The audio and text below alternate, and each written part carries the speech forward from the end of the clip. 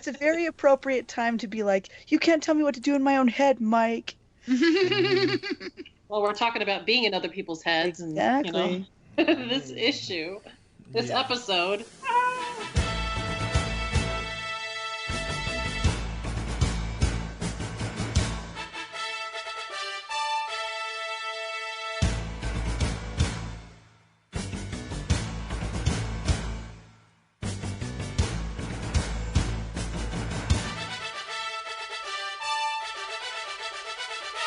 Hi, this is Margaret Scott, the first female writer on Transformers Comics, and you are listening to All Things Transformers.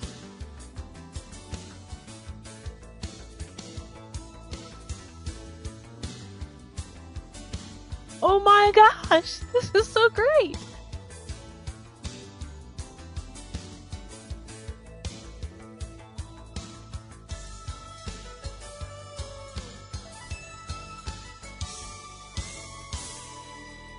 Hit record.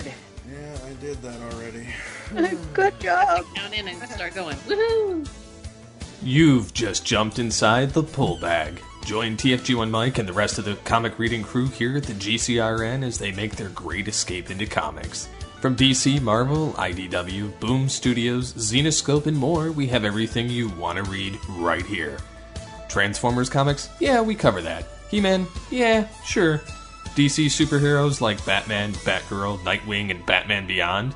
Yep, we have those too. How about TMNT from IDW and I Hate Fairyland from Image Comics? Yeah, we have all that here. Plus, so much more. It's all inside the Pull Bag here on the Geekcast Radio Network. So without any further ado, it's time to talk about the comics we are reading right now here inside the Pull Bag. Pathetic fools! There's no escape! Autobotly August 2018 concludes as we talk about Transformers Till All Are One Volume 3. That's right, the Fembots are back for another week of Transformers comic goodness here inside the Pull Bag on All Things Transformers. This is episode 323.5 of the Pull Bag. I am, of course, TFG1 Mike. Joining me are three Fembots that would give even Austin Powers a run for his money. First up, we have that Cyclonus lovin', knockout droolin', Cartoon Reel loving Nicole Beals Diva Hailstorm. Hello. Oh, baby. Hello. How's it going? It's going. Sometimes I wish it would stop. Then we have the Megatron obsessed, wrong prime worshipping Heather, aka Ha Hee Prime, Optimus Rules. What's up, children? Mm-hmm. Then there's that whirling wrecker girl who will put your eye out. She wrecks, she rules. It's Aimee, a.k.a. LadyWreck. You'll put your eye out. I did that the last time, didn't I? Yep. I'm sorry. You just say that, and I just remembered that little. You'll put your eye out. Yeah. Yes. No one here is dressed in a bunny suit. Thank God. Hell to the I meant me more thing, so man. than you people. Today we explore the final chapter of Till All Are One by Margaret Scott. Till all are done. Yeah, till all are gone. I know this conflict mattered at the time when, this series was running, but at this point, currently, it's like this was all for naught. Man, I hope not. I know. I'm just sitting over here going, let's pretend that it's still alive and we're still going to be getting more story and la la la la la. Don't listen. La la la la la. Pretty much. Alright, so we start out with issue 9 of the series. Take it away, Aimee. Okay. Do you want me to give all the, everybody that's in it and everything? I just did that a minute ago. But written by Margaret Scott, art and all that? Margaret Scott, Sarah Gotcha. Durocher, Joanna LaFuente on colors, Tom B. Long on letters, Gotcha. with Carlos Guzman doing the series edits. Yes. Okay, so this issue is titled Heavy. We pick up after the last events the events in the last issue. The supposed Badgeless is accused of killing the Decepticon in the last arc is having his day in court. Starscream is bored about it, and Bumblebee knows it. Everyone is rebuilding after last issue's apocalyptic event. Metroplex is being repaired, and things are getting somewhat back to normal, but all is not really back to normal. While Starscream is mulling to himself over the affairs of what is going on in the trial and the political temperature of Cybertron, Rat Trap lets him know that he has something that he may want to see. He's happy for the interruption and calls for an hour recess, at which time he'll give his ruling. That's the first one. Okay, so Rat Trap shows him that Elita 1 is taking. I have not obviously edited my own notes here. He's talking to the press, and he's not happy about it at all. He's basically being called. She's basically being called the hero of Cybertron. Says she has no idea what Starscream attacked her, and that she was present when Windblade and Carcer made their sacrifice. Starscream is so wonderfully happy about that, he crushes the data pad. Rat Trap. It's more than just that. He's just like, he's about ready to flip the table.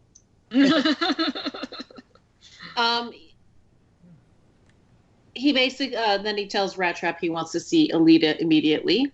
However, the Mistress of Flame meets him in the hall outside his office because she has something to talk about with him. But he ropes her into the meeting he's setting up with Elita in front of a select group of delegates to confront her about hiding Liege Maximo on her ship. At which point she confirms he was on their ship and that had they not meddled, he wouldn't have been released, nor would they be in this predicament. And it's all Starscream's fault. Yeah, right. Starscream gets to the point of the meeting. He wants her to explain to them why they shouldn't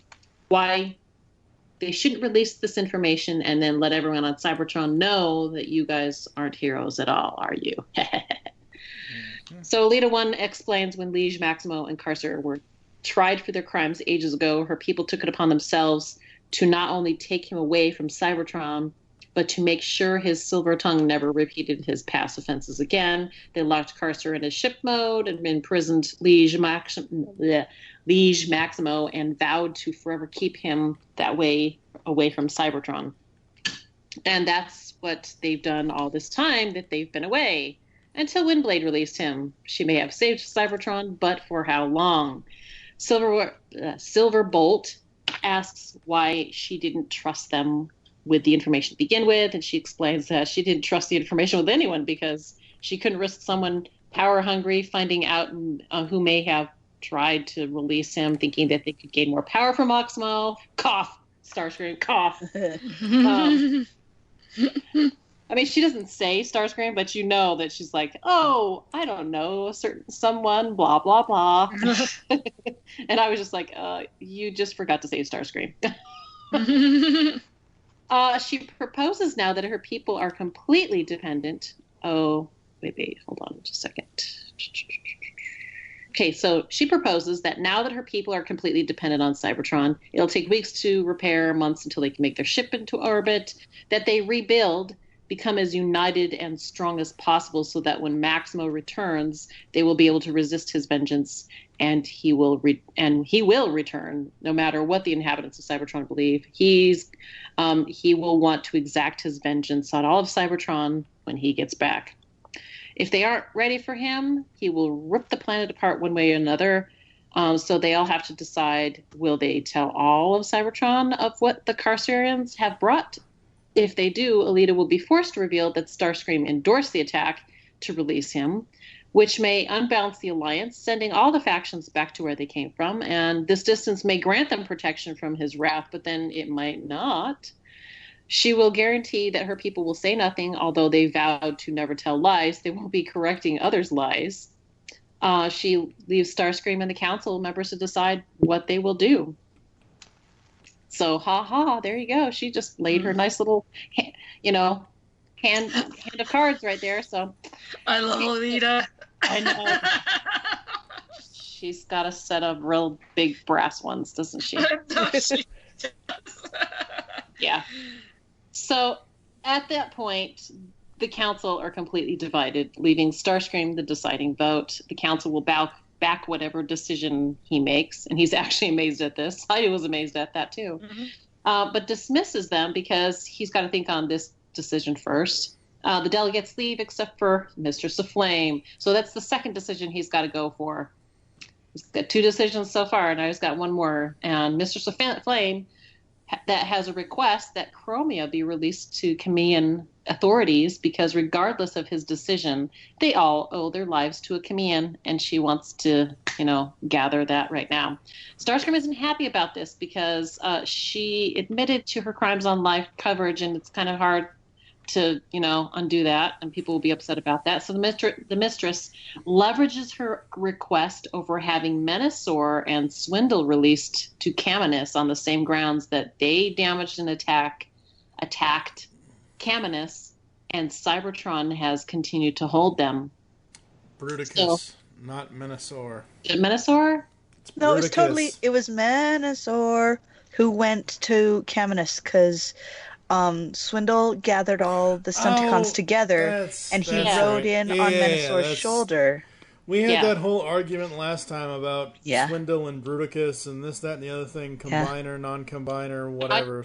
I got that right out of the comics, so it was either the comic is wrong or I didn't do my research right. But no, she wants those guys. So it's either Chromia or the other 2, and that really makes one more. That's the third decision that Starscream has to contemplate on.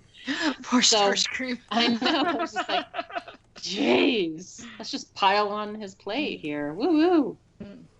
So as soon as he leaves, he, again, is ready to flip a table. Bumblebee and he have a heart-to-heart, and Bumblebee advises him to do the right thing, release the badgeless, that he knows was set up because it's obvious. Make the trade with Caminus, and finally tell Cybertron the truth about Carcier and Alita. And he turns right around and does none of these things. Guilty. I love the look of Bumblebee. He's so crushed. He's so crushed. It was so perfect. Oh my goodness. Oh my gosh. Sarah is amazing with her artwork. Oh my gosh. Yes, she is. Well, I think we need to remind the audience that Bumblebee is still dead, yes? Yeah. Okay, so this is all, we'll go with that.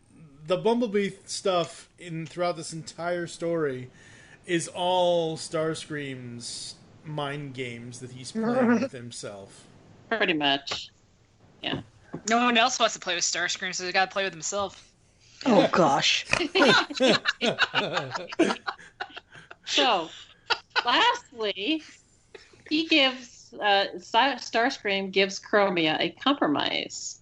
He asks her to find Liege Maximo and bring his head back on a pike in exchange for pardoning her so he can keep his combiners and eat his cake too. And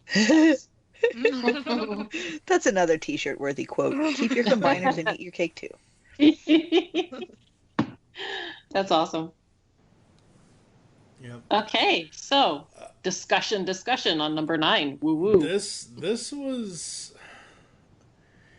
It shouldn't surprise me at this point, but it surprised me how much Margaret crammed into this without it feeling like it's rushed or it's too long. Like this whole month that we've been doing this, as I've said, I've also been reading Optimus Prime and Lost Light. Well, Lost Light's a gem. Optimus Prime is the one out of these 3 series that is just... I trudged through that series. It takes me forever to read the Optimus Prime trades. It really does. This is refreshing. It's interesting. It's fun. The writing is so well done, and it's Margaret. We should know by now what she's... It's so good. Yeah, the conflict is really great. I mean, that's one of the reasons why I had a hard time summarizing this in just like a few... I couldn't really summarize it in a few sentences. Because there's so much going on, and all the conflict that's in there is like super packed. I mean, it goes by so fast, and yet there's a lot going on here, and it's just like I couldn't think of anything that was missing. If anything, I was like 3 different conflicts all within seconds of each other. I'm like going, geez, Starscream. Oh goodness! And there's so much character development here too. I mean, the fact that the Mistress of Flame, woman, you getting all political now, aren't you? Yep. She's learning how to be manipulative, and this issue totally. She's throwing down her hand on that one. I was like, ooh, goodness! So much for being a spiritual leader now, eh? She's got some interesting backstory, but it's in different books, so... Yeah. Yeah. No, I thought this first part of this was amazing. I thought issue 9 of the series was very well done. The story is just flowing right along, and the whole Starscream Bumblebee's ghost thing... Mm-hmm. I don't think I made this reference last time or the time before that. Essentially, Starscream is Demi Moore and Bumblebee is Patrick Swayze. I see it. I don't see that. That'd be awkward at the potting wheel. Yeah. I don't think Bumblebee can put his arms around it. You'll never look at that movie the same way again, will you? And technically, Rat Trap is Whoopi Goldberg. Wow. Okay. Woohoo! They have the same non-existent eyebrows. What did you think of the middle of the art style change when they were talking about the Liege Maximo's history lesson? It was so cool. Yeah, I like that. I think awesome. That was really cool. It really worked for me too. I was like, whoa, that's awesome. I love that. It was beautiful. It was great. I'm almost certain that part is just all Sarah, because I know that she does a very painterly style when she's doing her own art and colors, and this looks like something she would have just done the whole thing of. Oh, yeah. So you think it's not Joanna on colors? Because I was going to say it is Sarah throughout the... Like, there are no other actual artists in here besides Sarah and Joanna, but what you're saying is that you think that flashback scene is all Sarah and none of Joanna's colors. Yeah, I think just those two, 3/4 page sections where it goes back into the past, I think that's just Sarah on her own. We can ask her. I've got the individual issue. Hold on a second. I'm trying to get to it. Yes, additional colors on pages 9-10 by Sarah. Mm-hmm. Oh, wait. Way to go researching. Good job. No, I just have the individual issue, so it's not just the whole thing. Let me look and see if that's number 10 and 9 and 10. Let's see. I think it is, yeah. Yeah. Yeah, I'm pretty sure. 9 and 10. That was all her. Wow, that was all that is awesome. very She's cool. It's so cool. Sarah. Yeah. It's all Sarah. I feel like Sarah's art has come up even yet another notch in this trade, where there's just it feels like she has become much more free in her characterization through expression. Yep. Like the way she draws the poor little badgeless dude on trial. Oh no! Just like he is a living little tiny chibi plush man, where you just want to take him home and love him and pat him and name him George and cuddle him forever. And that's the reason why you could definitely tell this guy had no idea what he was doing. Yeah, and just a lot of things where she does it too with Bumblebee, where she just really accentuates certain facial features to show you through the way he looks the type of personality that needs to be conveyed for him to have. And there's even just some subtle things like when Alita is talking to the populace on the news, where she does this really nice, welcoming, kind smile.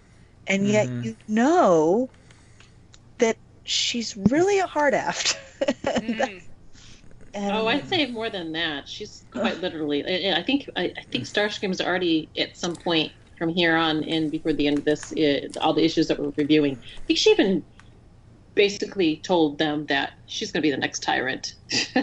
She rules with an iron fist. I still have such a hard time accepting this version of Alita, just because I am so used to old Hollywood Alita that it's freaking me out. But anyway, just so you guys can enjoy it, there's a tiny little art thing that I love, and it is at the beginning where Starscream is presiding over the court. If you notice the stained glass windows behind him. I gotta see this now. I'm just gonna let you find them. They're amazing. Okay, at the very beginning? Yeah, okay. Very beginning. He's sitting on a tall chair with like a sunburst behind him, and on either side of these stained glass windows. Oh yeah. Yeah. They're That's two fun. jets just like flying literally into the sun. I'm like, oh my gosh, that's your ego, good sir. Well, he did call it his court.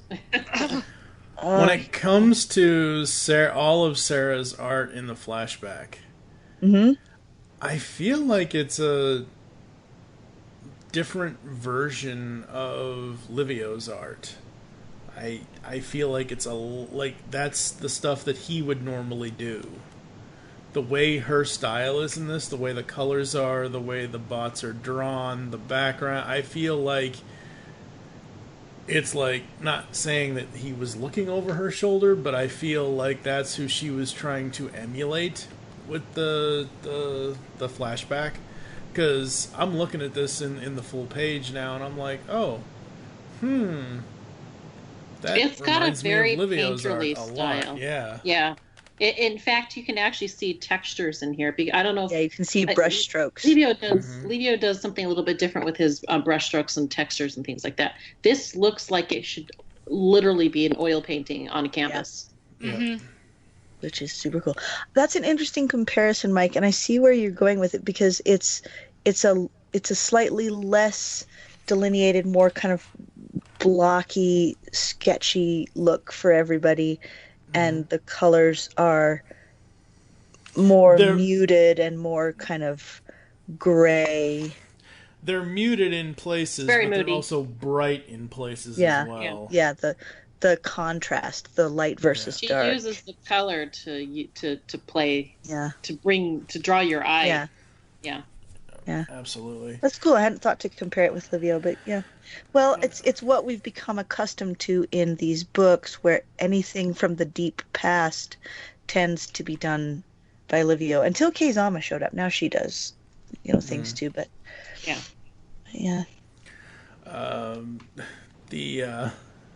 The Sarah's cover for issue 10, I should have figured it out. I should have figured it out as soon as I saw it, but I did not expect Arachnid to show up in this series. Like, look at the cover with Onslaught and Blastoff, and look what's behind them throughout the whole thing. Like, are you talking about the next issue? Yeah. Yes. Yeah, gotcha. You ready to summarize it, Aimee? Let me just make sure that I had one more thing that I wanted to bring up about number 9. Yeah. Okay. Okay, there are two things, and it's all about Starscream.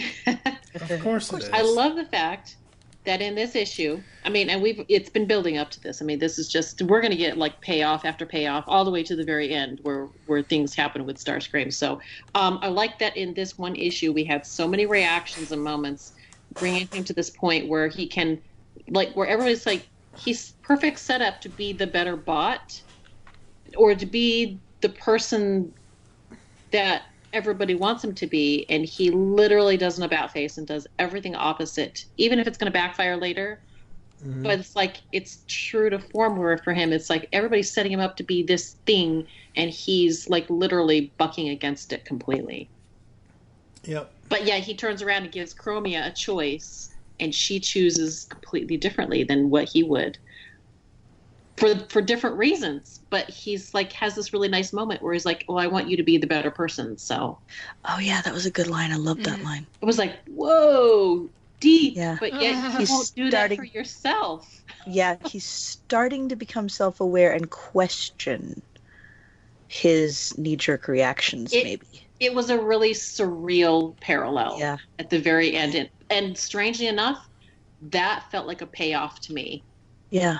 Like, we're going to learn something in the next 4 issues here based off this little setup that we have right here, this little tidbit of this nugget of fun, this panel. And you're gonna, this is a real parallel between the two of them. And I kind of thought, whoa, Chromia and Starscream. Whoa. Comparison time. Woot woot. But yeah. And that's the only things that I wanted. That was it. Everything else we've covered.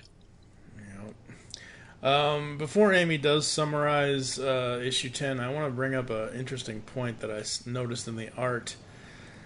I know Bumblebee's dead. I know he's a ghost. He has an Autobot symbol. Starscream does not have a Decepticon symbol anymore. On Bumblebee's chest, he has an Autobot symbol. On Starscream's chest, on his nose cone, he no longer has a Decepticon symbol. Oh! Mike, I remember when he ripped it off. He ripped it off clear back at the beginning of our ID. That's true. He did. Yeah, that's right. That's been one of his power grab moves, was like, I am a man of the people now. Yeah. Oh, that's right. So he hasn't had a Decepticon symbol for a long time at this point.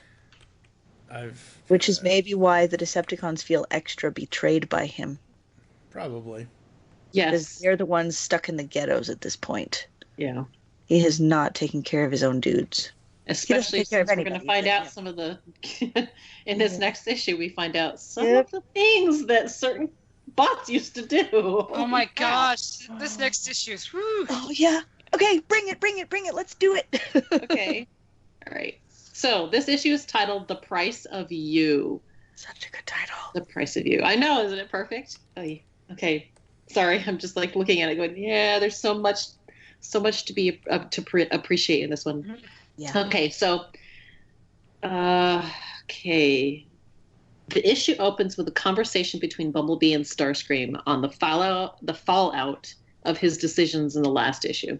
The one thing that Bumblebee is happy with is that what he did for Chromia. But it's interrupted by a message inviting a rendezvous with a shady character that Bumblebee then tries to convince Starscream to be wary of. But he's pretty much says he's still going to be by himself regardless of Bumblebee's ghostly attempts to trying to convince him to be a better bot. If he doesn't like it, then he can leave. He's like, hey, I'm going to do my thing. And, if you don't like what I'm going to do, then go away. As he's saying this, he opens the door to Arachnid's lab. Arachnid, yeah. She's the one. She looks good too, man. Woo. Yeah.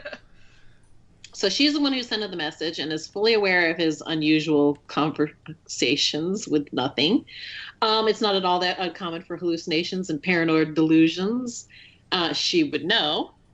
But he continues with his claims that there's nothing out of the ordinary here. He was thinking out loud. Yeah, we'll call it that, Lord Starscream. I love that. The reason she called Starscream here was to discuss the fate of Swindle and the other Combaticons. Basically, Arachnid is a Mimo-surgeon. On Eucharis, she was a... That's a... Eucharist, okay. Yeah. She was a fate spinner who did not have the gift of prophecy. Instead, she attempted to learn this talent through scientific methods, which left her experiments pretty much brain dead. And the other fate spinners, they frowned on this. So she was close to making a breakthrough, but apparently they shut her down and exiled her. So, aw. And now she's using her unique skills to fix Swindle and manipulate the Combaticons to work for Starscream. Only there's one catch. She made an important epiphany that it's not that it's disloyal, it just remembers that it is. I really, really, really like that, so I had to point that out. So if they can convince one of them to be their linchpin and enforce the false memories she's trying to plant, it'll take. They just have to figure out which one. And that one is Blastoff. Oh, poor Blastoff. So bad for this guy, but as it turns out, he is also infatuated with one of his team members, Onslaught. But that feeling has never been reciprocated. So he's just suffering silence, poor little guy. Starscream makes a personal Dreamland appearance to pitch his plan, right in the middle of a wonderfully revealing fantasy where both Blastoff and Onslaught are domestically entangled. They have a painfully truthful discussion about why Blastoff isn't the monster that the rest of them are. It's simply that he cares more than he should, enough to make justifications for those that are the monsters, and that really pisses him off. This infuriates him so much to the point that he literally beats the brains out of Starscream, Dream Sequence Starscream. But it is all in just Blastoff's head, so Starscream continues his pitch. He wants Blastoff and the whole team to work for him, be loyal to him. He will plant different memories, actually saving their lives twice, all this fun stuff. And Blastoff will be the in on the truth and the lie, so he can sell the lie whenever Onslaught starts to get a niggle that doesn't add up. In return, Starscream can make all the domestic dreams a reality. Blastoff rejects his offer initially because he wants his life back the way it was, and then Starscream reminds him of what that life actually is. He lives in a hovel with a drunk sadist and someone who doesn't even know he exists. They're all financially ruined and mostly brain dead, which if they survive, they'll be spending the rest of their lives in jail. And if they escape, Onslaught is never going to get over or get beyond the war. And this will eventually destroy him. Think of it this way, Blastoff. I really liked this page, so we're going to have to discuss it. But, yeah. You're saving his life to make him happy and ultimately you happy. And, it's good. Yeah, the one panel that I can so make a reference for this is when Blastoff says to him, "You're asking me to live a lie." Does that mean Blastoff is Rihanna and Onslaught is Eminem? Love the way you lie. That's a good reference. Mm-hmm. My absolute favorite panel from this issue is, it's not really manipulation, it's just a little nudge. The way that Sarah and Joanna did the art and the colors and the way the characters are positioned, it's like Starscream is just twisting that knife in his back. Like, there is no knife in Blastoff's back, but it's better than that. He's giving him the ultimate temptation. Yeah. But and he's justifying it right there. He's like, it's not really manipulation. It's just a little nudge. And what he doesn't say is the rest of it is up to you. Mm. It's implied. It's so horrifying. So twisted. Oh my god. This is what gets to me is the thing. The last issue, I was like, you're like, I feel sorry for Starscream. I'm starting to feel sorry for Starscream, and then you get to this issue, you're like, asshole. Yeah. He's a bad man. See, this is why I like Starscream. People are like, oh, you're such a Starscream fangirl. Is because he's the character you never know what you're going to get because he plays for himself. He's kind of the Loki character. You're just like, you never know what's going to bring the next page. And that's why I like his character, because you're like, oh, I feel sorry for him. I'm like, no, I don't. Oh, maybe I do. Oh, and you're just like, I don't know what. You never know. Like, his loyalty, he's loyal to himself, but at the same time, he can be loyal to a situation that worked out for him, which is really odd. So he has a code. It's just a very twisted one. Anyhow, Blastoff agrees. Then we do a quick scene change. He converses with Ironhide about the Combaticons and what he's found out, and they're waiting for them to recover, and they might actually not even be responsible for their actions, blah, blah, blah. Then we do a more sweet scene change, and Onslaught wakes up. Blastoff is there, already awake, has been watching him, and they do this little kidding thing that they've been doing that's previously been talked about in other issues, and then Onslaught notices something that he didn't before, puts his hand over Blastoff, and you're just like, oh shit. He totally did it. Yeah, I was like, oh my god. Oh, that's the issue. Yeah. I feel bad for Blastoff, but after they say some of the things that the Combaticons used to do, I'm like, holy crap, these guys are bad. Mm-hmm. Vortex little hobby. Yeah. Oh my goodness! Wow, that was fun. This issue is, I think, of all the things that have ever been written in Transformers, this is the one that has the most things in it that make me actually sick to my stomach to think about, because they're just really dark crap. The thing is, they never really go into incredible depths of the actual sins of everybody on both sides. They always imply things. They talk about, they do a lot of telling. In fact, they do a lot of, everybody made concessions on both sides and did bad things. Last Stand of the Records, we found out that lots of things happened that shouldn't have happened. Even the Wreckers went off the rails and killed people that they shouldn't have and got in trouble for it. On both sides. War is bad, yo. Yeah, true. But these guys and their war is bad. Give me a handout. Yeah. I think the difference is between this and War is Bad is everything in this is not just personal, but actual personality manipulation. Yeah. And words as torture, like where you are watching people being broken. And I can't think of a time. I mean, yes, there's that scene in Wreckers where someone's actually literally being tortured with the altogether now endoscopic claw. Yeah. Which is horrible, but it is physical torture. Yeah. Which, yes, okay, I have a really powerful imagination, and that thing scared the everlasting crap out of me and used to keep me up at night. But this is... Sorry, I shouldn't be laughing. Hey, you can laugh, it's funny. But this stuff in here is just viscerally horrifying because we can identify with it. You know, it's something that you can feel in yourself. Yeah. All of these things. Margaret was really good about making it something that you can relate to. Yeah.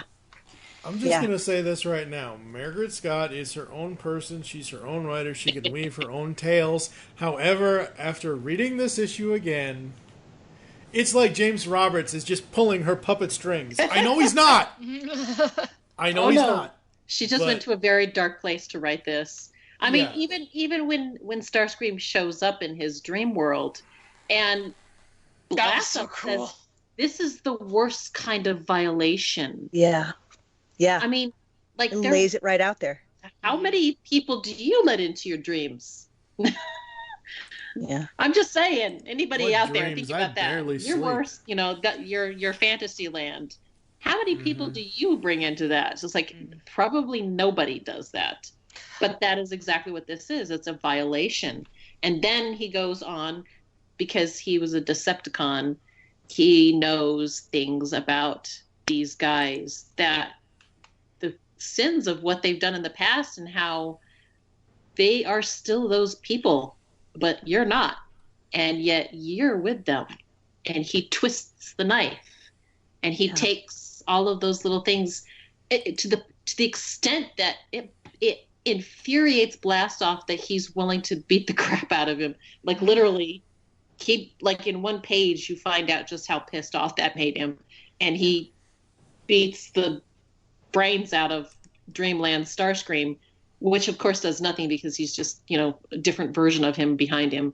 It's like, it's like, have you gotten it all out of your system now? Or does knowing that it's not real suck the joy out of attempted murder? Yeah. Yeah. So, I had another thought. Another reason why this is so rough to read is that we are watching two characters that we had come to have hope and love for fall. We're watching Starscream do horrible stuff. Like, this is the worst thing. There is no worse thing done to anyone in all of Transformers. There's like equally bad stuff. Anytime someone's brain is actually reprogrammed, it is bad. But this is the first time we are experiencing it, and it is a choice. Yeah. Yeah, that's true. The only other thing I can think of is worse is if Unicron's munching on your limbs. See, this is worse to me. This is It worse. is. No, I agree. But because he's I'm giving him saying the temptation. Yep. Yeah. The ultimate temptation. This is his temptation. He's whatever. Mm-hmm. Right at the border of the gates of hell, and Starscream is the devil and handing him exactly what he wants. And he falls for it,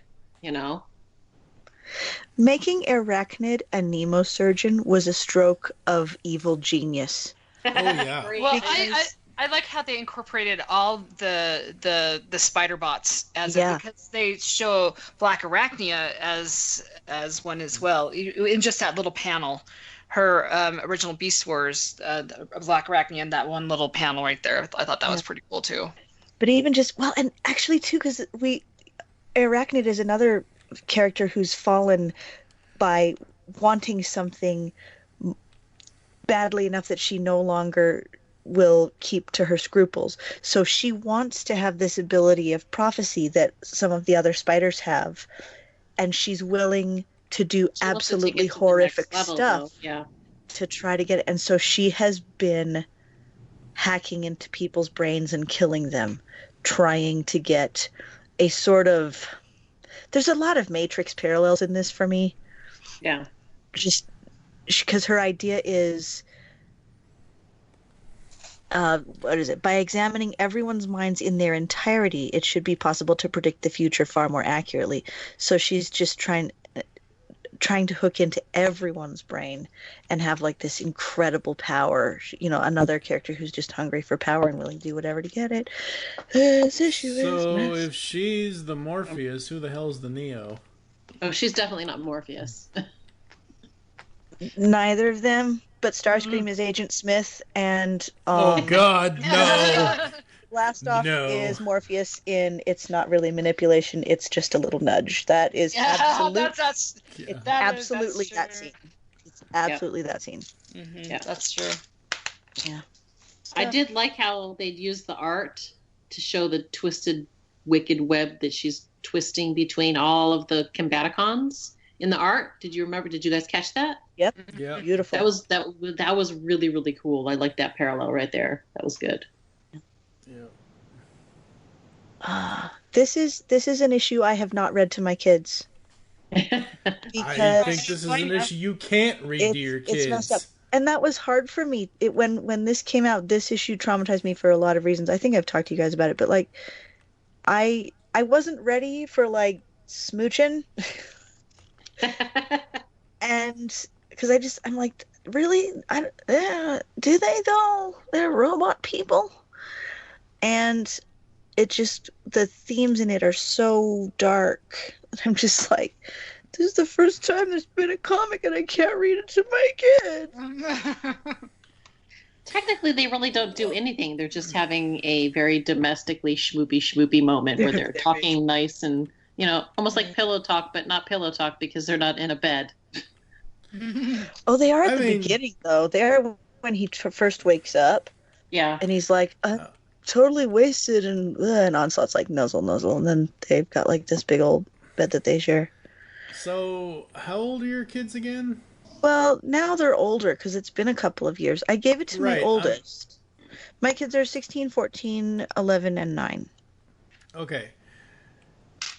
You could probably read this to the 11 and 9-year-old and somehow equate it to sex ed. No, they know about all this stuff. Like, it's not like it's unfamiliar territory. It's just when this came out, I wasn't ready to... It took me like a good year to make peace with this issue. Because I have my own baggage, and I'm a product from a different time and a different culture, and it took me a while. But also just, this is really messed up stuff and the whole thing. So I don't know. I mean, there's times when I'll be reading them, I'm like, check this out, this is messed up, guys, he's got it. But this, I'm like, this is, I don't know, man. I mean, it took you a while to process. We still will be like, don't let anyone get away you, okay? Do not let people pull this crap. Don't let anyone get away you. I like that. that should be on a t-shirt. We had like a serious discussion. Like, if someone starts making you feel crappy about yourself just so that you'll do what they want you to do, you tell me about it and you kick them in the shin. Only in the shin. I don't know. If they get really pressing, you kick them a little higher up.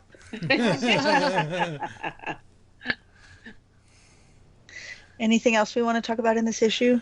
It was really good. I mean, this is probably the last two issues. I like the whole series, but this one really just hit a high point for me, just because you see this situation where Starscream is back in his own. He's doing his thing. He's doing what he does well, which is he knows how to manipulate people. He get his little. If anything, I think he's like the current Liege Maximo. Oh yeah, definitely. He's got a silver tongue. He knows how to work this. It just, it's a moment where he plays a role. He wants to get something done, and he plays the ultimate temptation for somebody who's wants something that he's never had. So yeah, I mean, it's just like it's a sad to see them fall into the depths of like hell over it, because they literally put themselves in position. But it's just like, wow, in one issue we go from really liking these guys to realizing that they're just as messed up as the rest of them are. Yeah. I just realized, I think this is one of the best single issues ever of all time in Transformers. And this is also one that if there was a person that was being snotty and being like, comic books aren't literature, I'd be like, read this. Yeah. And then come back and talk to me. Yeah. All right, we ready? Ready. Let's go for the next one. Okay. Take it away, Heather. Strap the heck in, you guys, because these next two issues are my favorite story that has ever been told in all of Transformers. So, okay. Gushing alert. Yep. This issue is called If I Know You. Onslaught is holding Blastoff's hand when Starscream walks in to establish the Combaticons' role as his bodyguards now. Blastoff jerks his hand away and hides his hands behind his back. Starscream saunters out and is met by a medic who tells him, hang on, I'm pulling my paper up closer so I cannot be facing away from the mic. Okay. I actually wrote out a summary and everything, you guys. I'm super on it. That's awesome. Okay. All right. Starscream saunters out and is met by a medic who tells him Windblade is in stasis and declining because Carcer's brain downloaded into hers. The medic asks Starscream to help him find a specialist to save Windblade because she is the bot who saved Cybertron. And Starscream gets all huffy because he saved Cybertron too, and nobody helps him. I'd say it was more than just huffy. I think he actually got angry. That was a real, like, if there was a table around, he'd be flipping it. I'm just saying. Totally. Oh, yeah.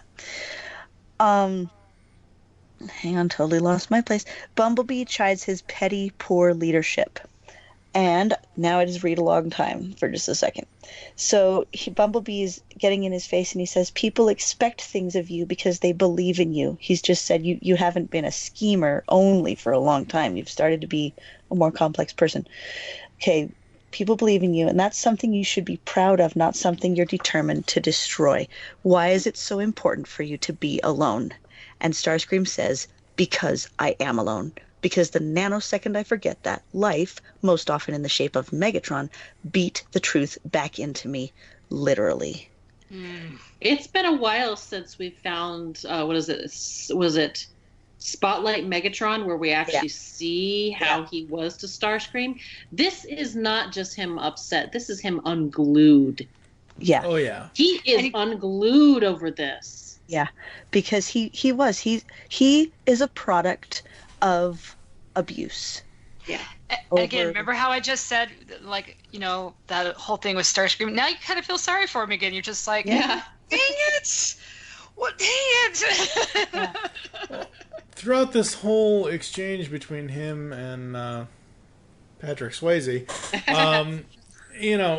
at the end of it, when he's like, Bumblebee, ? And then it pans out to the panel of him just standing there with him slumped over and his head hanging down. I'm like, you put some lockers on that wall, on those walls, and he's essentially the loneliest kid in school. Yeah. This is a moment because they use a whole page to get this across. Yep. Mm-hmm. Absolutely. Because what he says next, he's like, if my behavior is so offensive, why don't you leave? And Bumblebee disappears, and this heartbreaking line, see, I told you. Oh. And he's just, it's heartbreaking. So it anyway, made me cry the first time I read that. Yeah. And not only that, it's like this self-fulfilling prophecy. He's using this as evidence that he should be alone. And it's like, damn it, Bumblebee, why did you leave? Oh, I'm on Bumblebee's side in this one though, because Starscream has reached a certain very specific point. Anyway, okay, so moving on. So we cut to a mindscape city where Carcer is tromping around, crushing it as a symbol of how he's weakening Windblade's brain. Windblade tells him she knows what he's up to, but is willing to die if it means he stays trapped in her mind and he dies too. He tempts her with power, and he shows her the dangerous weakness of Starscream and Alita's power grabbing. He looks into Windblade's past and brings up her, sins, as she has had to become kind of a little bit like Starscream. He says that she has outplayed Starscream at his own game, which is harsh. He's trying to get her to let him take over her body to quote-unquote save Cybertron by making her doubt herself. Mm-hmm. So we go back to Starscream, who's at his desk working. We see him working all day and all night, and he keeps kind of reaching out to Bumblebee, but he never gets a response. That evening, Onslaught and Blastoff come in to report, and when he first hears them calling him, he's like, "Bee," it's so sad. Oh, no. Then he realizes it's them. So they report Onslaught's being his loyal bodyguard now because he's been programmed. Blastoff stays behind for kind of a more secret tete-a-tete with Starscream, and Starscream mocks him for being angry while he gets to date Onslaught. And there's another little bit I wanted to read aloud, but I forgot to switch around. Crap! I was so on the ball. He's acting angry, but to be honest, he's just ashamed of what he's done. Yeah. And that's why Blastoff is the better bot, is because he's actually ashamed for what he fell for. Yeah. And that's the reason why he was so easy to manipulate, too, is because he had this temptation and Starscream exploited it.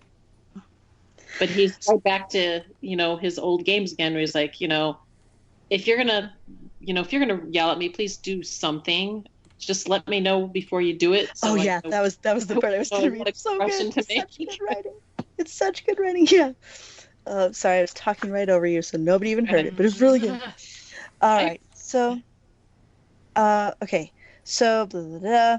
Okay. So, Blastoff's like, take me to see Swindle, or I will tell everyone what you did. So, Starscream takes Blastoff to see Swindle. Arachnid is totally not creepily at all repairing him. And Swindle's all, hey, I'm totally happy. How you doing? And there's this heartbreaking little face where Blastoff's like, it's good to see you, Swindle. Little half-sad smile.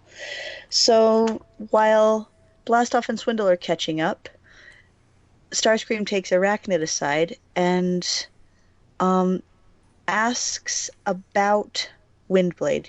He actually cares enough to ask if there's any way to fix her. And Arachnid's like, sure. But the only way to fix her is for someone else to be willing to risk themselves by going into her brain to fight Carcer with her. But since she's already dying from having Carcer in her brain, having an extra person will just make her die faster. And Arachnid's just like, delicious, isn't it? That's not how she talks, but that part is where that's how she talks. Kind of it is how she talks, because the whole time I'm reading this, I'm hearing Gina Torres in my head. Exactly. Except for there, she goes full Tim Curry. Delicious. Anyway, the last page is just Starscream kind of tossing and turning on his bunk, and he's still talking to Bumblebee and like railing against an impulse to do something good. He's trying desperately to not care, to not want to help. He's bringing up everything he can about why he shouldn't like or help Windblade. And what he says, he needs someone who's actually a good person. And then he finally just stops and he's just like, I hate you. And we see an actual shadow of actual Bumblebee who replies, I know. It's so, I love it. I love it. I thought you didn't need Bumblebee, Starscream. Everyone needs a Bumblebee in their life. But you know, that's the thing, is that it's the charm of the fact that he believes Bumblebee is like their kind of, you know, being his bestie, trying to make him, trying to help him do things. He gets frustrated with him because he's like his conscience, and he just wants to kick him and throw him and get him away. But then when he's not there, he actually misses him. Yeah. Mm-hmm. I think this is this is a moment where you kind of see a little bit of he's changed, because he's never had a Bumblebee until now, and now that he's had he actually enjoys the companionship, and that's really interesting. Coming off the bootstraps of the last issue, where he could easily fall right back into his silver tongue, you know, old habits, and yet here he's actually becoming more of a leader than that he even thought that he could be, because he's actually listening to somebody that actually cares. Yep. You know, wow. It's amazing.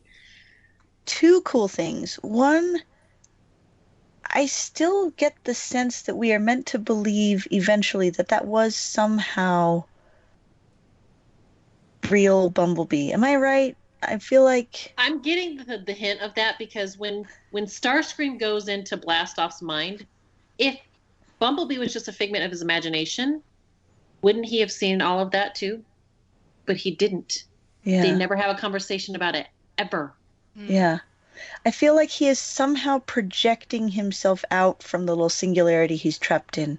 And I love that that speaks well of Bumblebee, that he decides, you know what? I feel like I can actually help Starscream. And he's been very patiently trying to... But that's everybody, too. Build Starscream up in a positive way and help him be a better leader. Bumblebee sees more than anybody else does. Other people have done the same thing. Ironhide has given him that. Wheeljack has given him that. That's true. Yeah. There have been people along the way that have been there for him in different capacities. Yeah. Even Metalhawk. Granted, he Get killed out of my Metalhawk, brain. That's what I was going to say.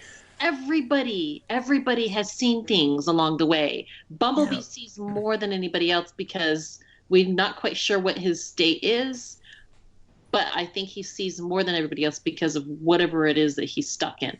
The reason why I think he's alive is because this is the first time we've actually seen some physical shadow. Yeah.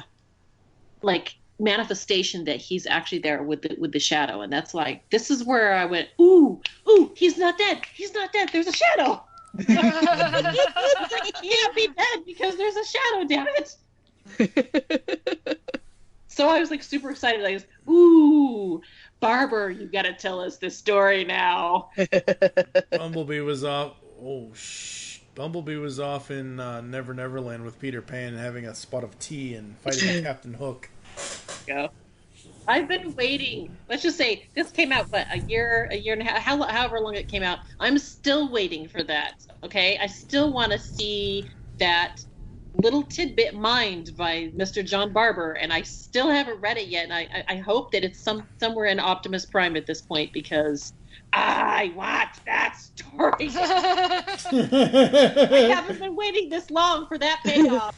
Not to be. Yes, you have. The paid off. I want my money back, damn it. Comics are lemons, and you ain't getting your money back. He's Wait, we're still talking about Bumblebee, right? I feel like I lost the keyword there. Yes, Bumblebee. He's out now. Out. Like, Prime went in and got him. Okay, shh. Don't tell me. I want to read it. Okay. Sorry. So there is an explanation. Yeah, there is an explanation. That's why I was like, dang it. Yeah. I've been waiting so long for that explanation that I'm just when Till All Are One ended, I was like, crap. Now we'll never know who Bumblebee is. Crap. Yeah. I feel like because I have such a harder time keeping the story of the Optimus Prime series in my head, I'm still unclear as to what actually happened. But yeah, I'll go back and reread it. What do you guys think of like the way? And it's so funny, if I'm looking at him and he's got his face markings, he becomes Vigilum in my head. But if he doesn't have his face markings, he's Carcer. What do you think of the way he looks when he turns into his Dark Windblade mode? Oh, that was awesome. That's like really creepy.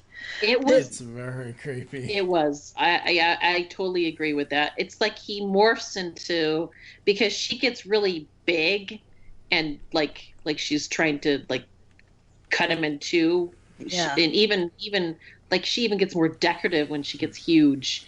Mm-hmm. And then he starts morphing into like a dark version of her, like a shattered glass of her. And I was like, oh, wow. It looks like, what is it? It looks like are they called Oni? The devoid version of her or something? Yes, yeah. I feel like there's these Japanese demons. Yeah, they're Oni. Thank you. Mm-hmm. Yeah, that's what like Cyclonus almost looks a little bit like that same sort of jaw with the open cheeks. Mm-hmm. Yeah. Same kind of look. There's a really it threw me off a little at first, the way this is visually representing a very morphable landscape and how things change according to people's strength of will. Mm-hmm. And so sizes morph and the landscape morphs, and because they are static pictures, it would throw me and I would miss key visual elements on occasion. But now I've read it enough times and closely enough that I'm like, ooh, ee. Well, it makes sense because they're basically in a mindscape, basically. Yeah. And which is so cool.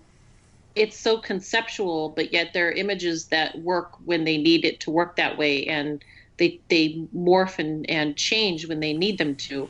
And I really like that about going into, her brain, and that's what's going on there. So yeah, absolutely, it's good stuff. So have we said everything that we wanted to say about Starscream and his Bumblebee? No one. I think so. Yeah. All right. Yeah. There was one more thing I was going to say, and I'm trying to. Oh, go ahead. I'm trying to find it.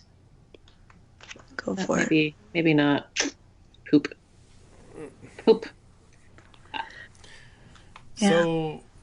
Issue 12, that cover, oh my god. Yeah, that cover's messed up. Both of these covers are messed up. I love this cover. I find it deeply disturbing. I love it. Yeah. All these covers. This whole series of dark, creepy covers that Sarah did are really memorable, shall we say. Oh, yeah. And become increasingly memorable as the series goes on. It's like the first one was like, oh, dang, that's cool. And then, like, the second one, oh, dang, that's... oh, dang! Oh, now I remember what I wanted to point out. Sorry. Go ahead. Okay, so it's going back to the Bumblebee Starscream thing. I wanted to point this out. Bumblebee never really left. He just made it so that Starscream couldn't see him. Yeah. And that's the sad part. It's like, dude, you think you're alone, but actually Bumblebee never really left. I bet he's been watching him the whole time and just been like, I'm going to let you sit on this one and feel it for a while. I mean, it's a little manipulative of Bumblebee, but at the same time, like, but Starscream is it's like he's torturing himself for all the torturous things that Megatron did to him. And it's like, dude, you do realize that this is all in your head. No one actually left you. Bumblebee's still there. he's probably just, not showing up for various reasons. But in the end, the people still support him. Nobody knows what's going on in his head, and yet he is isolating himself. He has the support. No one knows what's going on in his deepest, darkest head, and yet he's torturing himself. Yeah. Man, this is a good book. Yeah. Gosh dang it, by the last page of that issue, I'm just fully, I love Starscream like a real person. Yeah. You just want to reach out and give him a big hug. Yeah. Again, but don't forget how you felt the issue before. I know, it's a problem. I know. It's so evil. That's the problem with Starscream. This is why I like Starscream, because he's just so complex. I love those complex characters. I have a confession to make. I have hated Starscream for so long. When I first met you, you were like, I don't get why people like Starscream. I remember when I first met you, you hated him so much. I hated him. I was like, get rid of that guy. He's a jerk.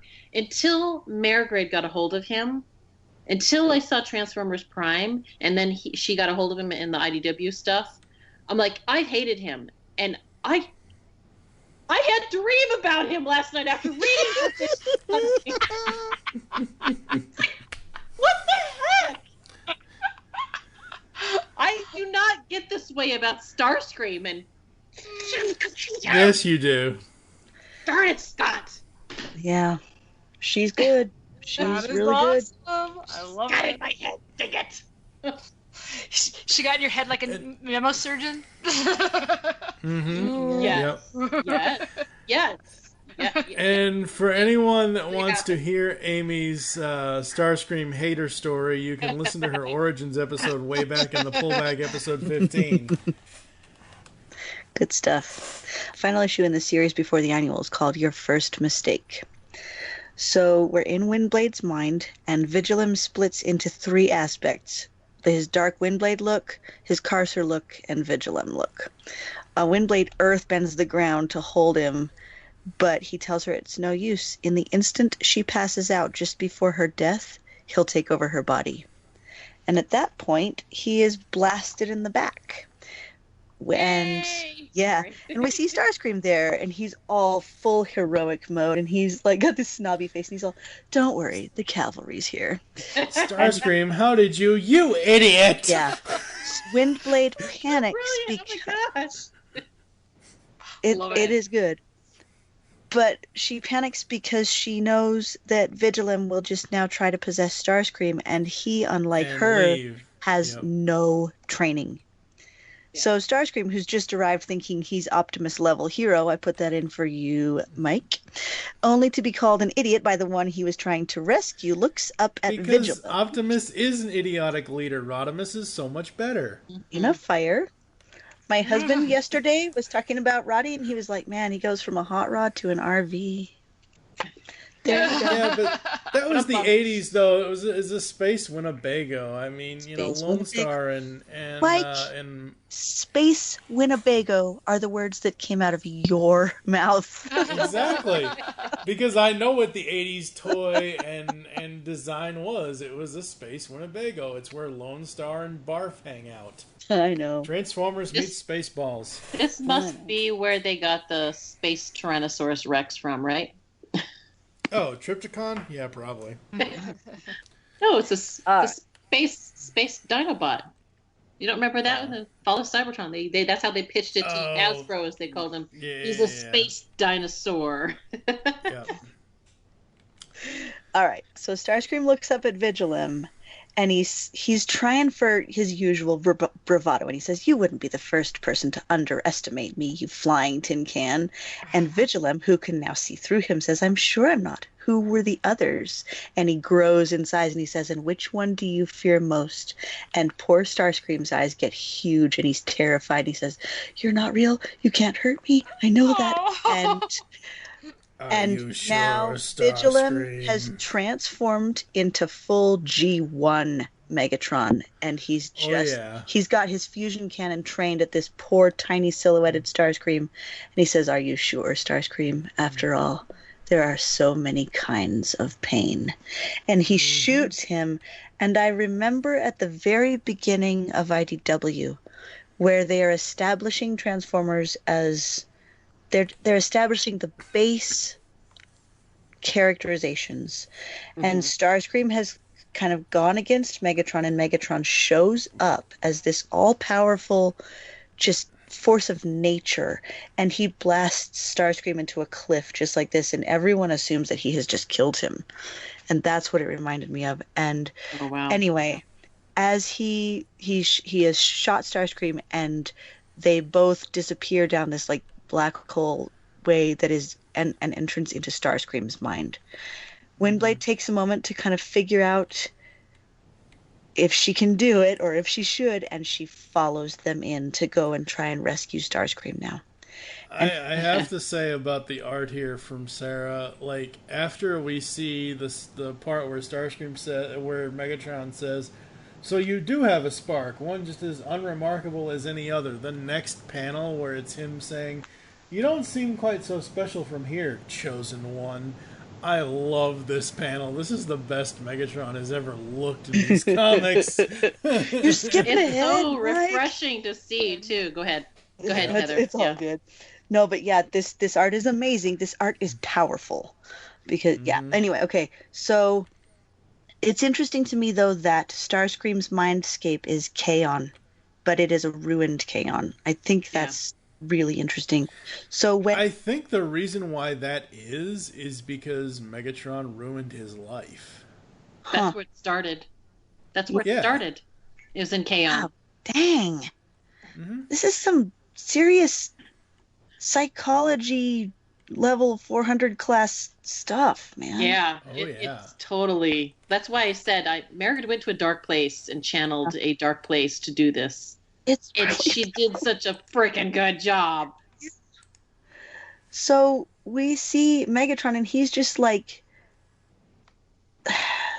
he's not even crouched beside Starscream. He's crouched on him. Starscream's on his back, and Megatron is ripping his armor off in layers, and under each layer is the previous sort of look that he has worn, because as we remember, he has gone through a bunch of different bodies.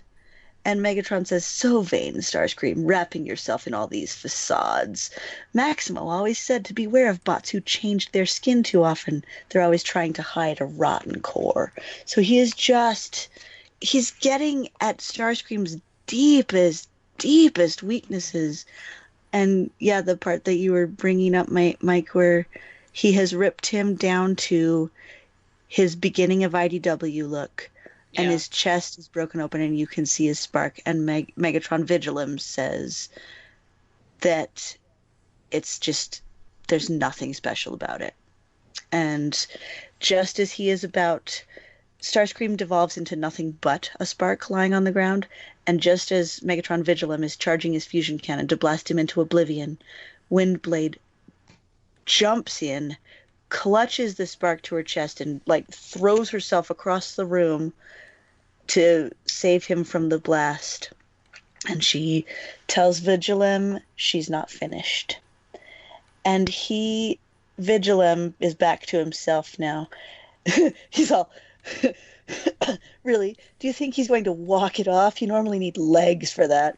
That was good. That was a good, it's nice good. Little stab there. And then, he's just so good at undercutting people. The next thing he says is, "But then you are one of Caminus's spawn. He was just as naive as Solus. Guess it ran all the way down the line." And then he puts his hand down and he begins rewriting Starscream's brain. The city falls down, and it starts to become these red lines that are Vigilum's face being glowing in cracks in the ground. And he now is sort of halfway buried in the groundscape of Starscream's brain. He's allowing himself to be absorbed. Oh yeah, that's a good way of thinking it's like absorbing right through one of the eyes. It's like he's merging. It's just like, stop him, please. Yeah. And he's still undercutting her. He says, "Don't feel shame, Spec. Solus Prime was no warrior. You have no advantage here. And a spark is no weapon." And here's where it becomes like revelatory crap. And she says, Windblade says, "No, it's not a weapon. It's so much more. and she remembers the way. That line right there got to me when I read that. The first time. I'm like, oh my so gosh. good, so good, it's so good. This story. I wish that panel was bigger. I just wish that single panel was bigger with that single line. I'm like, because it was that line and that panel should have been so much more. It should have been bigger. Except, then where would you put? I know. The next panel. I know. I'm at. Oh man, this is so good. Okay, so she. All right, hang on. Okay, guys, this is the issue that I grabbed my poor husband, and I'm like, this issue spoke to me on like a change who I am level. I need to read this out loud, and I read it to him, and this is the part where I just started blubbering because I just love this so much. Okay, so Windblade, we're just gonna read aloud, kids. Gather round, crisscross applesauce, story time with Prime. Okay, a spark is not a weapon, it's so much more. It is the flame of Primus itself, the forge in which each transformer is shaped according to his design.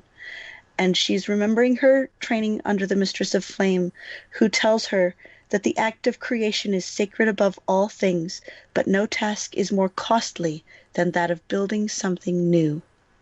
Every new alliance, new weapon, new world is forged and reforged in the burning heart of truth until all slag falls away. The Mistress of Flame is speaking words which she has been told by Solus, who is standing behind her in this vision of memory. It is only the purest servant of Solus Prime who can keep forging until they reach the real miracle, the creation of a single true thing. Which, oh my gosh, you guys! I'm always telling people anything I ever make, I'm like, I'm just trying to make something true. So like to have somebody write it down, I'm like, so good. Okay, it is so very good. We see Windblade is now holding Starscream's spark, she's able to see his history, and she sees how he was taken from, like, literally a batch, like a cooler full of sparks, and put into one of the gajillion seeker repaint bodies. And she says, a spark is shaped by all who touch it, but the first hand meant to is Primus. Sparks are meant to be forged in the design of his divine choosing, but not for you. And she's horrified by cold construction and how he is never allowed, bots not born but built, never allowed to find their true shape. And I'm like, whoa, what a cool concept, Margaret. Mm-hmm. Instead forged and formed to the specifications of another's greed. I hadn't thought before that this was of the idea of that cold construction was that maybe there was a different choice, that you were meant to be different. That's a cool idea that I don't think anyone had thought of before, Margaret. Anyway, and she's like, is this what you were seeking, Starscream? Escape from a foreign skin. The belonging you thought was lost forever? Did you forget it was here all along? And she gets this blinking hammer, and she says, Vigilum, I may not be a warrior, but I do worship a smith, and there is no forge purer than a spark. It remembers everyone who touches it. And she starts pounding with this hammer that's like she has called up in her mind the Forge of Solus Prime. And she pounds the spark, and kind of this ghost version of Bumblebee pops out, and Vigilum just mocks her, and he's like, a copy of a cripple, it won't be enough. I said everyone. And she whangs it again and again, and all these people come out, all the people who have been influential in Starscream's life, including for all the people who ship them Skyfire. But like there's Wheeljack and like Metalhawk and Chromia, Soundwave, Chromia, Soundwave, and Medium, and they Ironhide, Alita 1, strangely enough. Yeah, I know.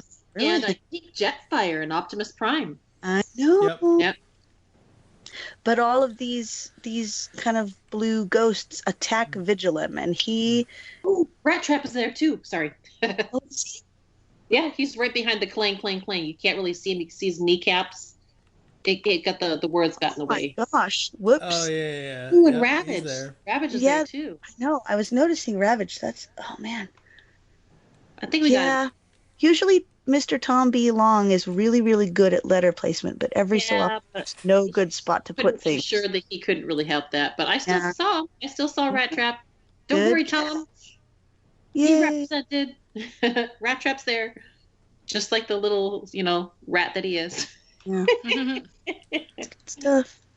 So all of these memories attack Vigilum, and he is unbowed, and he says, "I will not be defeated by such weak facsimiles." And Windblade says, "This is not about your defeat, Vigilum. It's about doing the only thing that really matters in this life, making something true." And she pounds again, and this light shoots up, and we see this person we've never seen before, this sort of blue and white, sort of interestingly flared out armor guy who's looking down at him. Sort of like if you combine Drift and Hot Rod and Starscream. Yeah, but here's the thing, you guys. I saw him and I instantly felt like I knew him. I'm like, "Oh, there you are, Starscream." And I bawled my guts out. My transistors are trembling. Starscream stomps Vigilum through the floor and back into Windblade's brain. And Windblade is now huge and powerful, and she realizes that instead of having to fight Vigilum, all she needs to do is embrace him. And she does this thing that Madeleine L'Engle wrote a long time ago that I've always loved, of taking the bad, horrible thing and just putting it into your own being, and thus taking away its power. And because the writing in the TF Wiki is so beautiful that I believe it deserves to be highlighted, the last line in their description that is written in the TF Wiki, it's probably McFeely, good job, it says, "Just as the forge of Starscream's spark burned away everything until the singular truth of his being was revealed, Windblade uses her spark as a forge to burn away Vigilum until all that remains is his single truth. But there is no truth to be found in the heart of the Titan that serves Liege Maximo, Prime of Lies, and he is incinerating the fires of her soul." Booyah! That's awesome. Drop the mic. Yep. So that is, thank you all for listening. This has been Storytime with Prime. That's awesome. I love it. That's what happens. So they basically wake up. Arachnid says, "Welcome back," and they kick her out, look at each other. Starscream kicks her out. Oh, yeah. Yeah. Sorry, yeah. Starscream kicks her out. And he's trying to say nothing changes, but Windblade says she has changed, and she will now speak for herself, not for the Mistress of Flame, not for him, not for anything. She is not going to be under his thumb anymore. And she hopes... Under anyone's thumb, really. Yeah. And Solus and Primus gave me truth too, and I'm going to speak with my own voice from now on, which is very powerful because she's been speaking for other people her whole life. She's been a city speaker, and now she's like, I want to be me. So it's a good issue. I love it. It's interesting that the first thing that happens is he tells Arachnid to get out, because literally he's revealed completely in everything to Windblade in a way that he couldn't stop. The fact that he's still processing. She's like, "Nope, I know exactly what I want to do with my life." I'm like, "Hey, I just had an epiphany, and I am not going to be that anymore." Boom. And he's still going, what? You know, even his look, he's just like completely dumbfounded. What just happened? I thought this was about me.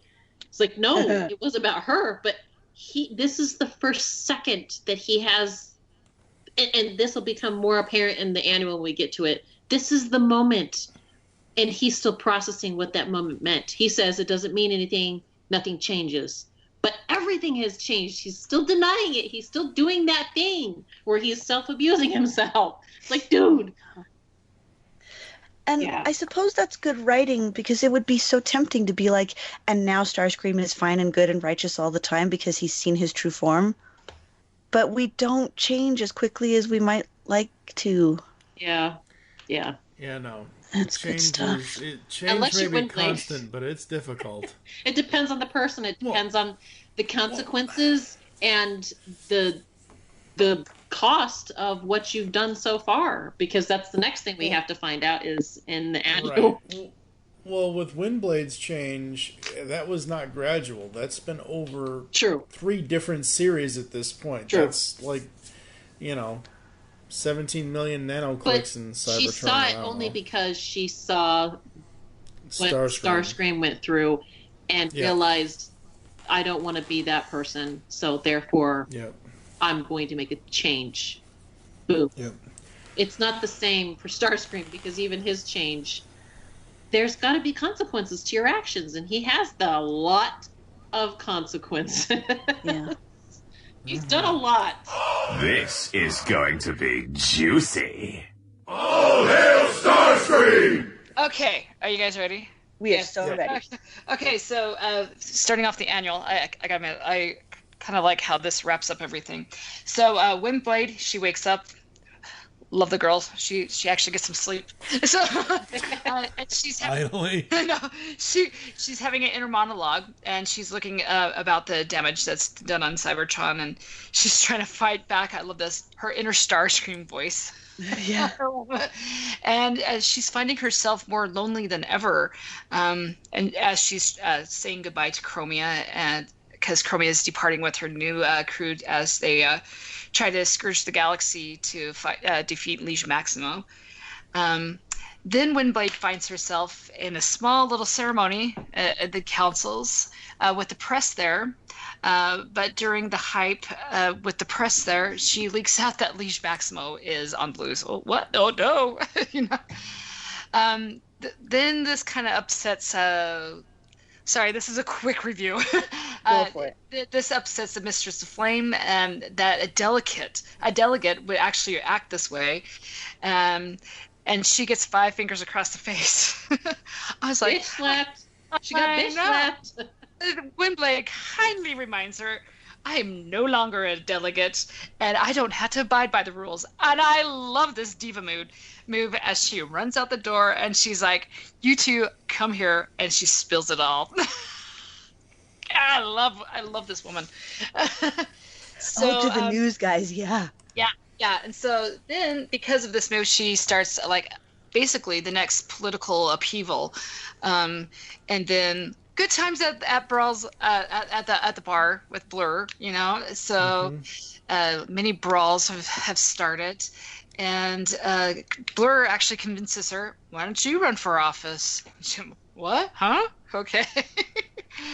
And then we go over to Starscream, where he is going over his visions of grandeur that he was having, in the previous episode issues that we were talking about, from his link up with Windblade.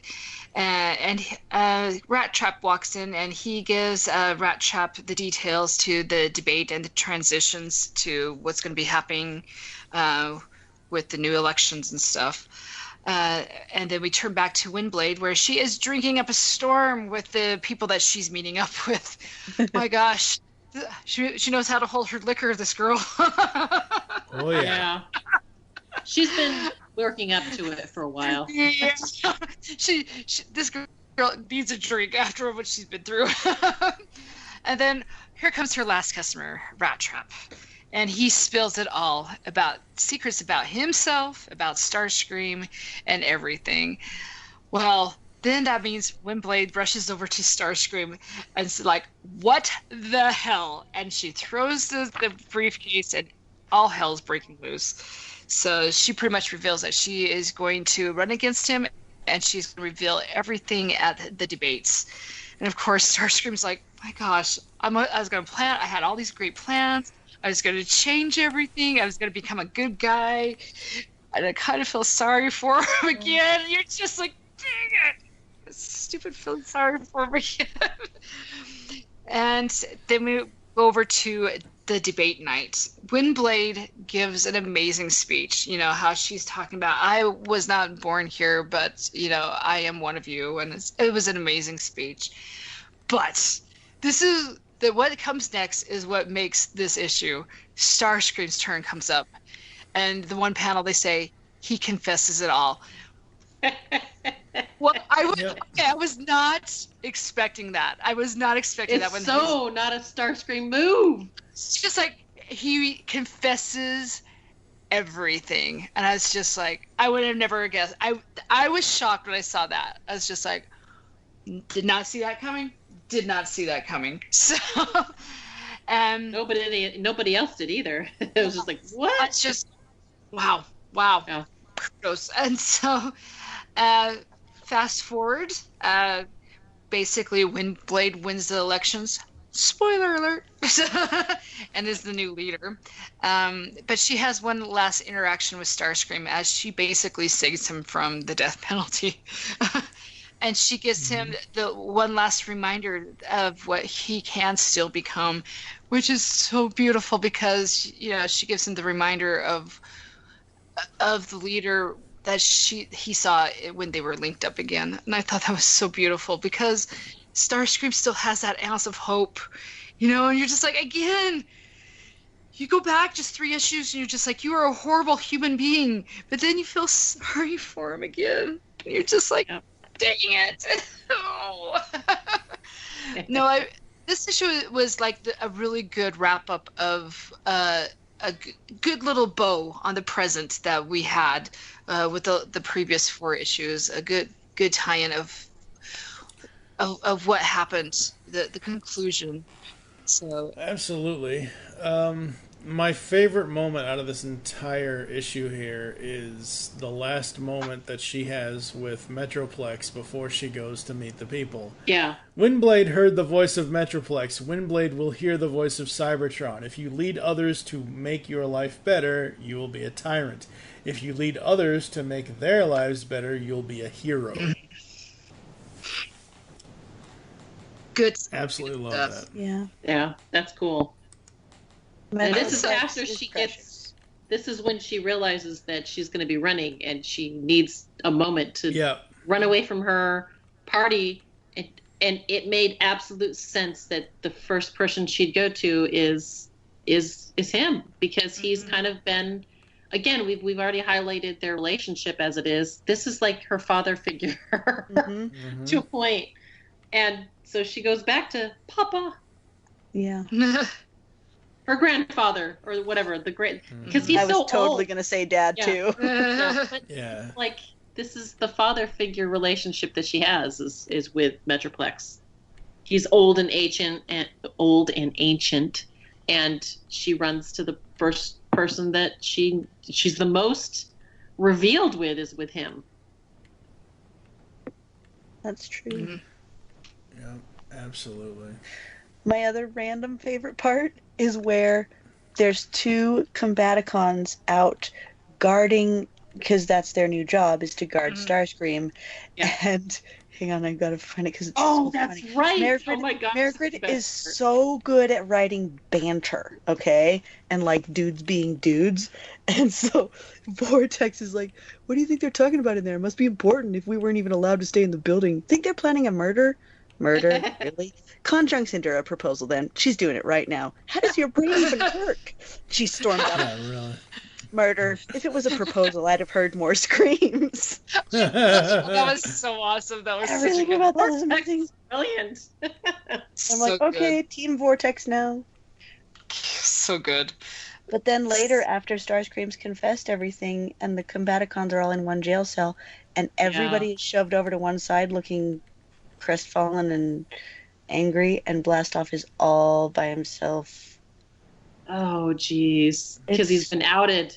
Yeah. Mm-hmm. And Onslaught's like refusing to look at him. That's right. Oh my gosh. Yeah. Now, Margaret says that if this story had continued, that Onslaught would eventually have been like, let's be Conjunct Indira, and Blastoff wouldn't have been able to keep tricking him. He would have been like, okay, I gotta tell you something, dude. Here's what is really going on. And so I like that she had that in her head, that he wasn't going to continue to trick him forever, but it's messed up on every side, because like on the one hand I'm like, but you two get along so well. And then the other hand, but that's really messed up. Yeah. Very messed up. Come on, Margaret. I honestly, I didn't see that until now. Like, actually having a little bit of emotion here for Blast Off going, dang it, that's not fair. I hadn't noticed it either. And yeah, it is fair. It is fair. It is fair. But I'm just like going, but I feel so much for Blast Off right now. Gosh darn it. Ah! Yeah. Flip a table, dang it. Yeah. Prowl's not around, sorry. I'm just channeling my inner Prowl right now, so what can I say? There's a lot going on in all of those panels where you see Windblade walking through past the various cells. Yeah. Like, Rat Trap's just like, I'm so safe in here. I'm the happiest dude ever. Yeah, I'd rather be here than anywhere else because, yeah. Oh my gosh, Arachnid is like digging holes. She's punching holes in the wall with her spider feet. Yeah. She's angry. Anyway, moving on. All right, folks, that's going to do it for Autobotly August 2018. This is episode 323.5, Chilala 1, Volume 3. Nicole, what would you rate it 0 to 5? 0 to 5. Like I said, when I was reading this for the second, or actually the third time, I'm just going to say it. It's a 5. Golf. I loved every moment of it. All the different emotions, the artwork, Margaret and Sarah blew it out of the park. Loved every moment of it. Heather, what about you? Well, I feel that the annual, I can see the plot pieces being put into place. And so it's not quite as fun a read as the previous 4 issues because it feels very deliberate and this is us winding up all the story and it's not quite as real feeling and satisfying. That said, there isn't a high enough rating for me to give this. I mean, this is some of my favorite Transformers fiction of all time. And the art is phenomenal and everything is just the best thing ever. So 0 to 5, make a choice. 5. 6. Bite me. Aimee, what about you, Aimee? I'm gonna rate it a 10. Fight me. Yeah.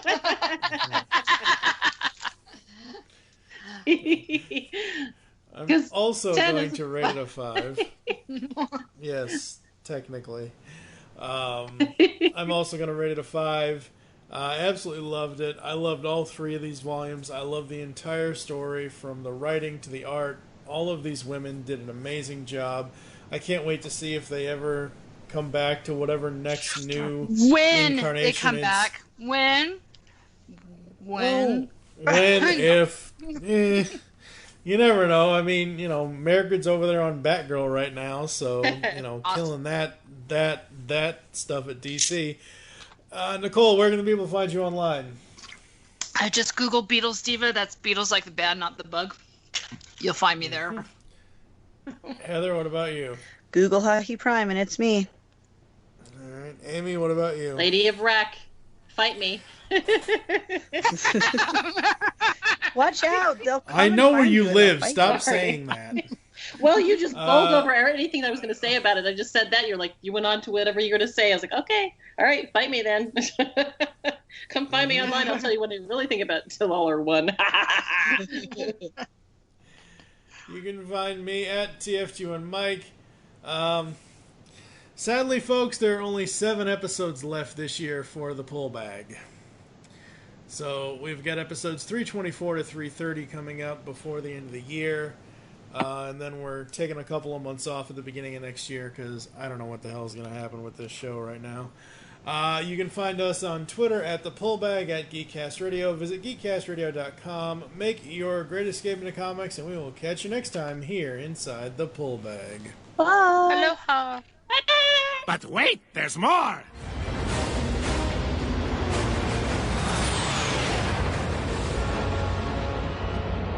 We Decepticons now face our darkest hour.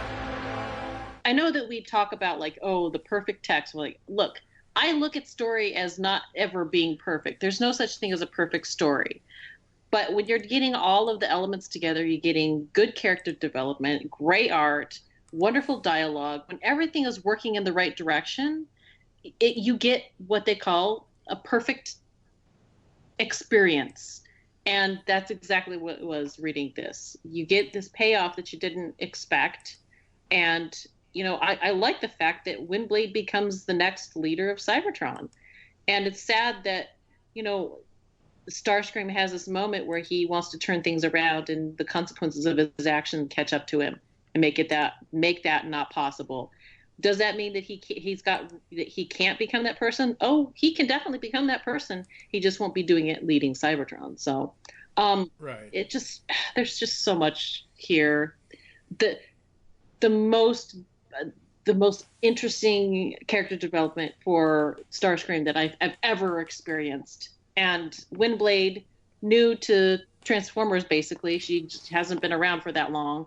And yet we've got a really strong storyline that we've had for her as well. It's brilliant. You know, and then just trickle down from there. All of the other sub characters that pop up, we get great, you know, Rat Trap. I mean, I'm going to miss somebody because we're not going to have all the time to go through every single one of the characters and say, look how much they grew. Every character that Marigold got a hold of, she made them move in a way and develop in a way, and it's just, she made it look like it was so frickin' easy. And, you know, Marigold ever comes back to Transformers, I'll be embracing that news. Yeah. The second it happens, going, yay! You're back! Most definitely. We'll throw our own party. We'll make the nearest bar be Blur's Bar, and we'll go. Exactly. There you go. Yep. So that's why I say she did. I did hear her mention that the idea of Windblade becoming the ruler of Cybertron was something that John brought up. John Barber was saying, you know, eventually she probably should rule because she's the one person who's able to rule fairly without bias. And the fact that this was able to have, like, you know, when Windblade was first invented, and if somebody had said, oh yeah, she's going to eventually be in charge of all Cybertron, we would have thrown knives. You know? That's true. And Marigold, really, after they did the fan contest and made her and all of that, if they would have said, if they would have done the same thing they did with Drift, where he's Drift, cool, we would have been. Look you're how right. cool he is. Yeah, you're right. But she, after this, realistically, it made sense. In fact, now that I've, you know, hindsight 2020 being what it is, looking back at it and saying, you know what, they're right. She should be the leader because she's definitely been moving in that direction. I love the fact that she stood up to the Mistress of Flame. Yeah. Oh, yeah. Like, wow.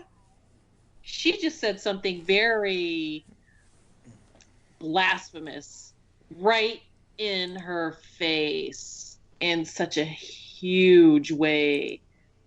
But not to be mean or defiant like a jerk would. She's just like, no, this is my truth. Yeah. Yeah. You know, another cool thing that Marigold does in the annual is the little scenes where people are having drinks with the candidate and talking to Windblade about things.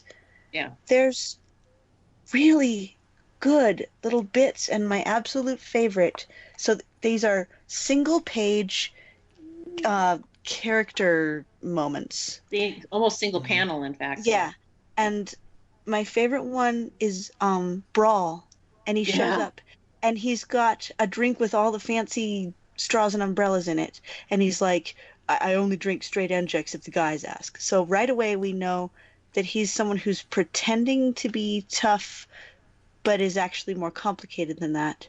And then he talks about how when they combined with Swindle when he was brain dead, he felt what it was like to be dead, and he now no longer wants the war to come back. And it's such a simple little thing, and Windblade just kind of reaches across the table to put her hand on his arm, and it's just this beautiful little moment of showing, here's just a random guy that we've always seen as a bruiser and doesn't really care and is kind of dumb, and there's more to him, and he's learned. And I'm like, oh, look at it, good job, Marigold. He was the one Combaticon that she didn't actually do anything with. So that's kind of interesting. I mean, you're right. Oh yeah, that's I true. saw this, and not only that is that I don't want the word to come back. Windblade puts her hand on him, and then the next panel, see how he's getting up and he's got the hand with the finger going up, kind of like I said something that made me vulnerable, and now I'm pulling away, kind of like I can't say anything else. Yeah, like he's all I'm big now and tough. Yeah, and I'm back. I'm hiding my fancy glass. Yeah. So it's just the storytelling is really good with that. Oh my goodness. Yeah. She's made us love all the Combaticons. I love the Combaticons, dang it. It's real good. Oh god. She's such a I know that she's a very politically aware person, and that really does come out in her writing. All the stories that she chooses to tell. You can always tell that she's putting a lot of her own thoughts in a positive way, not a preachy way, like here everyone, I'm telling you what to feel. And I know I've complained that I thought there was a little bit much of the police brutality stuff, but yeah, she makes me want to vote. Gosh dang it. I also like the fact that Rat Trap is the guy that's been sneaking around behind everybody. Oh yeah, DC 357 dude. Yeah, so we all thought, who is that? Who is that? It's Rat Trap. He's been playing underhanded the whole time. So he's been gathering stuff on Starscream to use it at the right moment. And even he gets conflicted because he's seen since he came back out that he's been doing different things. And so he's like, I can't make this decision. That's why he throws it on Windblade to do it. Poor Windblade. Everybody's always doing it too.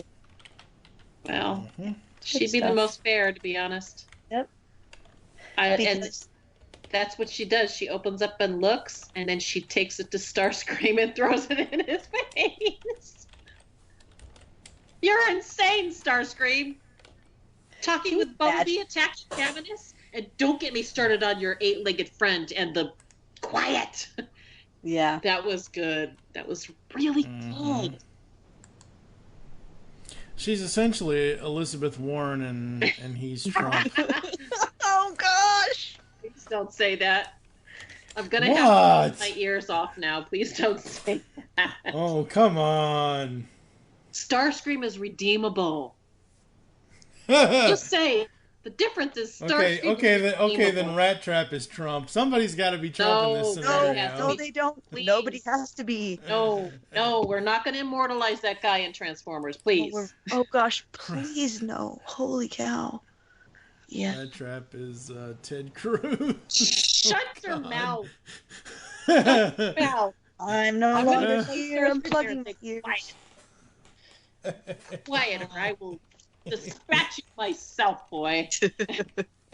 Hey. I mean, Fat Tankar could be Chris Christie. Okay, cut it. The everlasting frag out. That's funny. There's not really any more. That's about it. Till all are one. You've just heard the latest episode of The Pull Bag, the GCRN's first comic review and discussion podcast. There are several ways to get in touch with us and leave feedback for the show. You can visit the website, geekcastradio.com, where you can comment on the episode and all of our different podcasts. You can rate and leave a review for the show on iTunes. Be sure to leave us feedback. Become a fan of us on Facebook, facebook.com/thepullbag. Send us an email, feedback at geekcastradio.com. Follow us on Twitter at thepullbag and at geekcastradio. So until next time, make your great escape into comics and unleash the geek in you.